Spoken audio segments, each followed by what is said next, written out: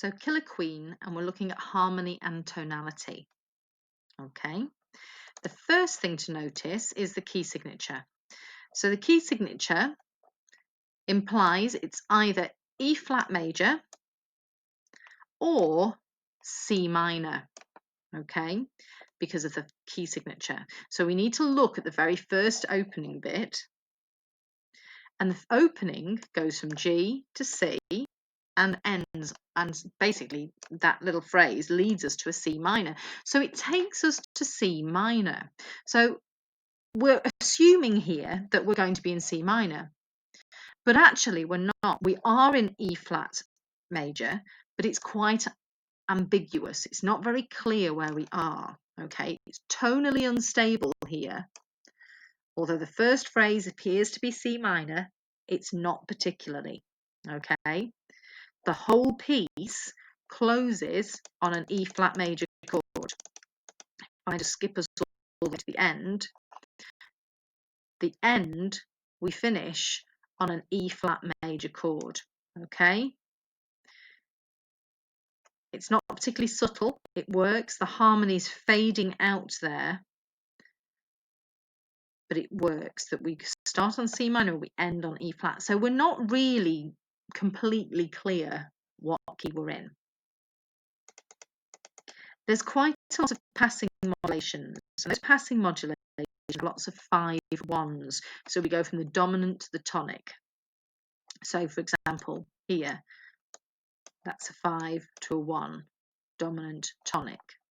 Okay, so that's the sort of thing you will see. Here, you have the D to the G. So again, a dominant tonic. Okay. So there's quite a lot of passing modulations.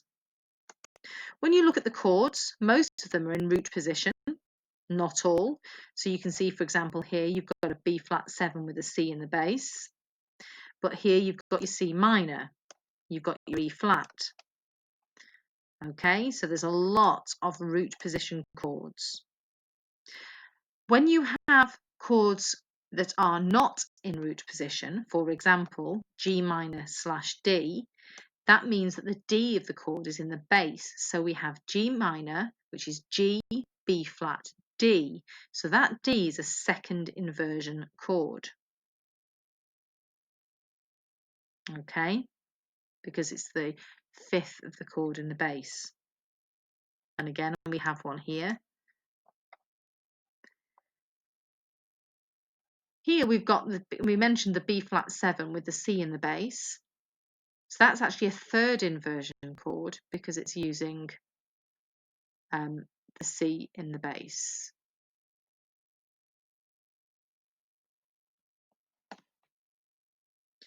We've got quite a lot of dissonance, and you can see the dissonance here. You can see it in lots of other places, but if you notice here, we've got that B flat 7 chord. So we've got a C in the bass, but we've got a D in the melody. In fact, most of the melody there's a D. Okay, so we have that dissonance because essentially we've got a B flat, a C, and a D all at once. So using that dissonance to create colour.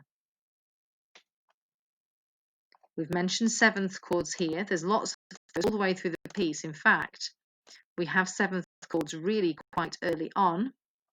So we have a C minor, straightforward triad, but then we have a B flat 7 almost immediately. So lots of seventh chords. We have a circle of fifths. Now, a circle of fifths is a very clear pattern used in lots of different types of music, going all the way back in history. And you can see here we go A down to D. The D then goes down a fifth to G, and the G goes down a fifth to C. Okay, so that's your circle of fifths going down. It's a harmonic device that's used an awful lot in music. So we've mentioned the seventh chords. Well, seventh chords are great because they extend a normal triad, but we can go further with that. So let's see if I can find you another extended chord, not just a seventh. Let's find one that's extended more substantially than that.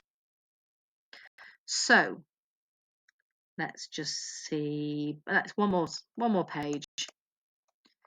So, for example, here we have an F11.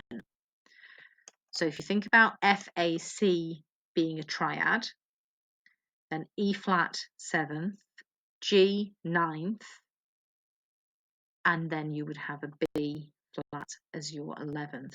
So that's a F11, an extended chord. Okay. Harmonic devices.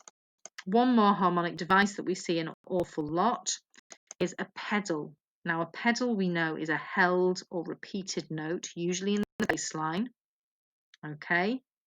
And we can see a pedal starting at bar 27. Okay. So it's a C pedal.